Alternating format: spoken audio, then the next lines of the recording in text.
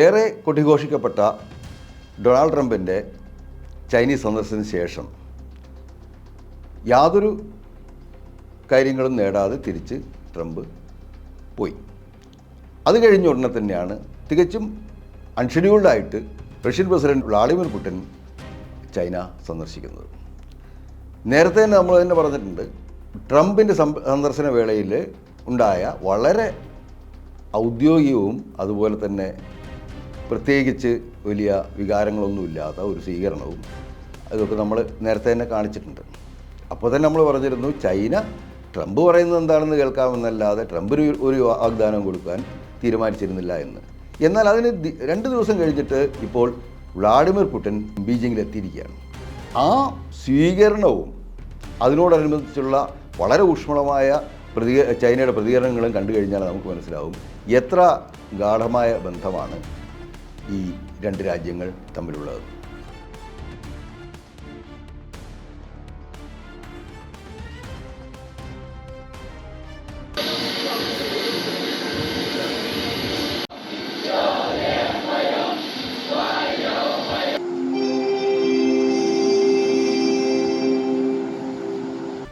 അത് പല ഘട്ടങ്ങളിലും അത് വളരെ ഇൻഫോർമലായിരുന്നു, നമുക്ക് കാണാൻ സാധിക്കും.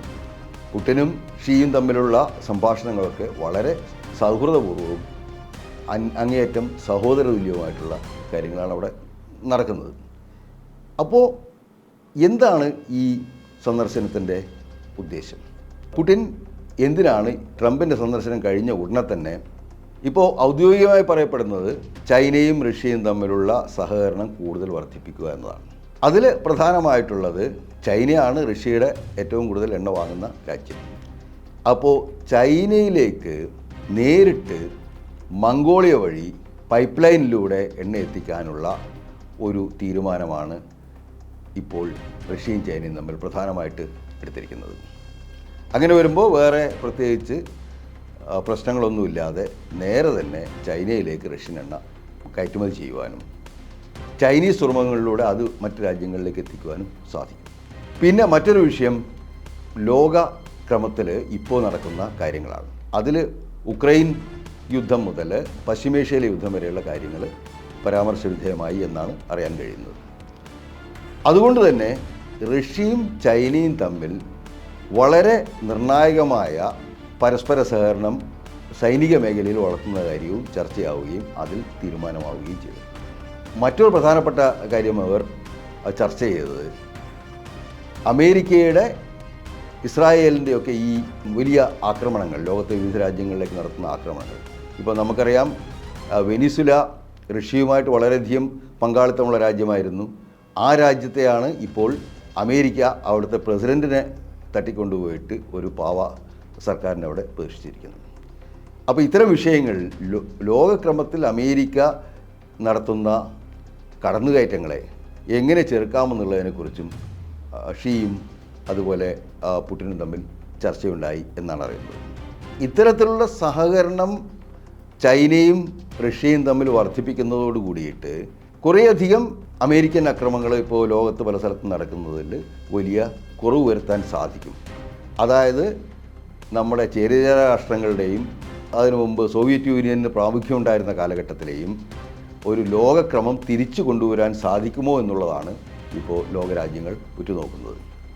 ഇന്നത്തെ ലോകക്രമത്തിൽ ഇതുവരെ ഒരു ഏകധ്രുവ ലോകമാണ് ഉള്ളത്.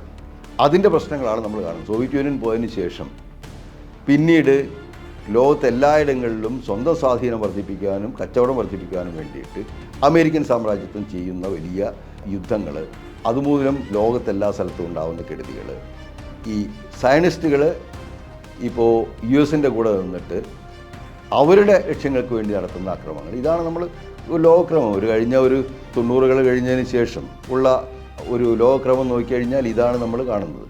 അപ്പോൾ ആ ലോകക്രമത്തിന് ഒരു തടയിടാൻ ഇത്തരത്തിലുള്ള ഏകപക്ഷീയമായ അക്രമങ്ങൾ ലോകത്ത് ഇല്ലാതാക്കാൻ, വലിയ ഒരു പ്രതിരോധം തീർക്കാൻ ഇപ്പോൾ റഷ്യയും ചൈനയും തമ്മിലുള്ള സഹവർത്തിത്വത്തിലൂടെ സാധിക്കും എന്നുള്ളതാണ് ഇപ്പോൾ നിരീക്ഷകർ മനസ്സിലാക്കുന്നത്. ഇതിനു പുറമെ ഇപ്പോൾ ട്രംപ് തിരിച്ചെത്തിയ ഉടനെ തന്നെ ഇറാനെ വലിയ തോതിൽ ആക്രമിക്കുമെന്ന് പറഞ്ഞിരുന്നു. ആ ആക്രമണവും ഇപ്പോൾ തൽക്കാലം നിർത്തിവെച്ചിരിക്കുകയാണ്. അതും ഷീ ജിൻപിങ്ങും വ്ളാഡിമിർ പുടിനും തമ്മിലുള്ള കൂടിക്കാഴ്ചയുടെ മറ്റൊരു ഫലമാണ്. അപ്പോൾ ഈ ഒരു കൂടിക്കാഴ്ചയും റഷ്യയും ചൈനയും തമ്മിലുള്ള സഹകരണം വർദ്ധിപ്പിക്കുന്നത് ഇന്നത്തെ വളരെ കലുഷിതമായ ലോകക്രമത്തിൽ കുറേ കൂടി സമാധാനം കൊണ്ടുവരുവാൻ തീർച്ചയായും സഹായകരമാവും എന്നാണ് നമുക്ക് പറയാൻ സാധിക്കുന്നത്.